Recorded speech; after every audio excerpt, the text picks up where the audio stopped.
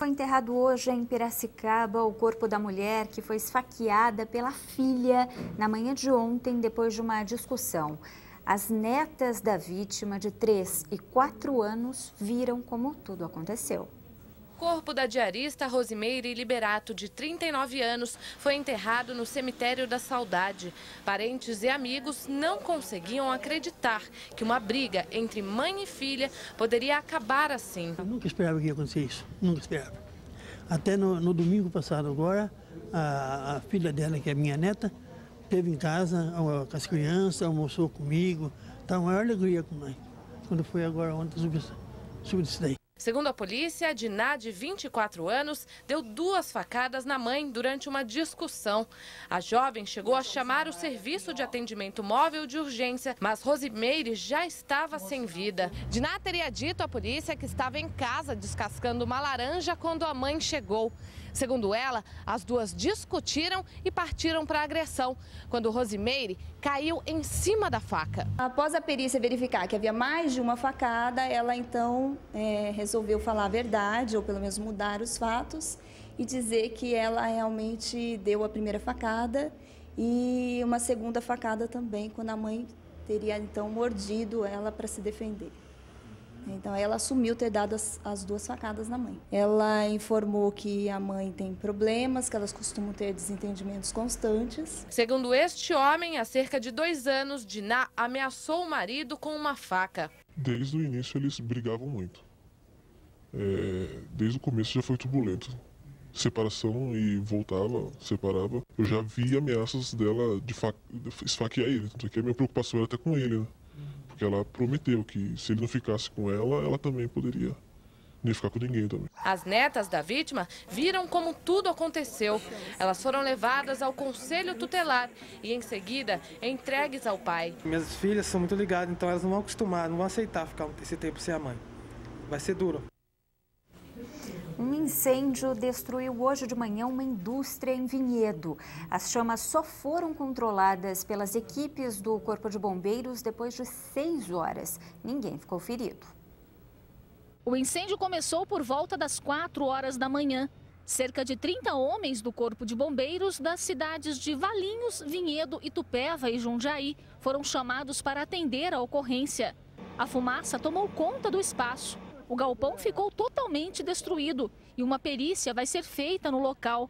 Segundo o Corpo de Bombeiros, pode ter acontecido uma reação química. O fogo começou por uma combustão espontânea num tambor fechado de um produto químico que eles produzem na empresa, uma resina adesiva. As chamas atingiram um galpão de cerca de 1.000 metros quadrados. No local era feito o armazenamento da resina de poliuretano, utilizada para a fabricação de adesivos. Por causa do incêndio, todos os funcionários da empresa foram dispensados do trabalho. Nós dispensamos toda a fábrica, inclusive o pessoal administrativo, para não prejudicar o trabalho do Corpo de Bombeiros. Curiosos acompanharam os serviços das equipes e, por precaução, a rua que dá acesso à empresa foi interditada.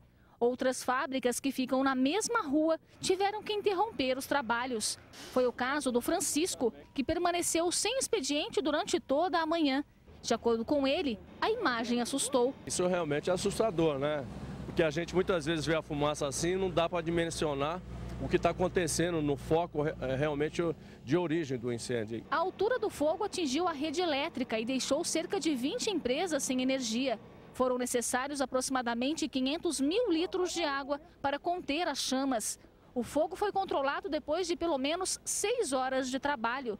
O capitão do Corpo de Bombeiros destacou a importância do trabalho inicial feito pela Brigada de Incêndio da empresa. A Brigada de Incêndio desta empresa, ela trabalhou muito bem, ela acionou rapidamente o Corpo de Bombeiros.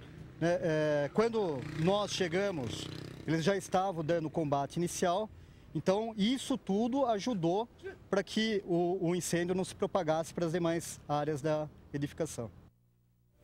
O jogador Tuta, do União Barbarense, foi preso hoje de manhã durante o treino no estádio Antônio Lins Guimarães, em Santa Bárbara do Oeste, por falta de pagamento de pensão alimentícia. O mandado de prisão foi expedido pela 2ª Vara Civil de Birigui. O atacante deve R$85 mil à ex-mulher. Ele vai cumprir 30 dias de prisão administrativa.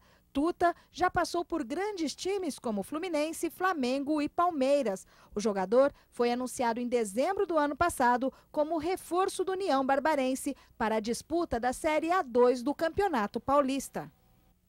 No primeiro jogo da segunda fase da Copa do Brasil, o Guarani perdeu para o Botafogo. Agora o Bugre vai precisar vencer por 2 gols de diferença para se classificar para a próxima etapa. A Ponte Preta entra em campo logo mais contra o Atlético Goianiense. A Macaca terá em campo um velho conhecido do time adversário. Boa noite. O Guarani não conseguiu segurar o Botafogo no estádio Brinco de Ouro ontem à noite. Vai precisar de uma vitória agora por 2 gols de diferença no Rio de Janeiro para avançar na Copa do Brasil. Com pouca inspiração, o gol sai da vontade alviverde. Primeiro na roubada de Wellington Monteiro e depois com Bruno Mendes, que não desiste até ver a bola lá no fundo do gol. Renato empata e não comemora em respeito ao time que o revelou para o futebol. Aos 22, o time do Rio de Janeiro vira com Herrera. O Guarani consegue levar a decisão para o Rio de Janeiro, mas a missão ficou bem mais difícil. Agora o Bugre vai ter que vencer por 2 gols de diferença para passar à próxima fase da Copa do Brasil. A Ponte Preta entra em campo hoje às 9h50 diante do Atlético Goianiense. Mesmo longe de casa, a Macaca acredita em um bom resultado. Já classificada para a próxima fase do Campeonato Paulista, a Ponte Preta está com todas as atenções voltadas para a Copa do Brasil, principalmente para o adversário dessa noite. E para isso, quem vai dar uma ajudinha a mais é o volante Agenor, que defendeu o rubro-negro goiano até o fim do ano passado. Procurei passar as informações que a gente, com o tempo de casa, a gente adquiriu e com certeza ele vai usar isso aí em nosso benefício. O alerta sobre os principais perigos do time rubro-negro já foi dado.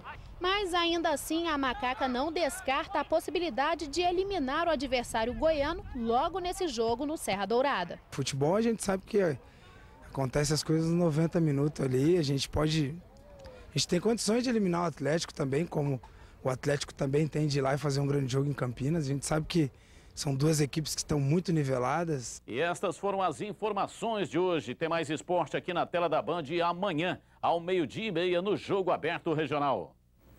No próximo bloco, as receitas e os benefícios à saúde do peixe mais tradicional desta época do ano.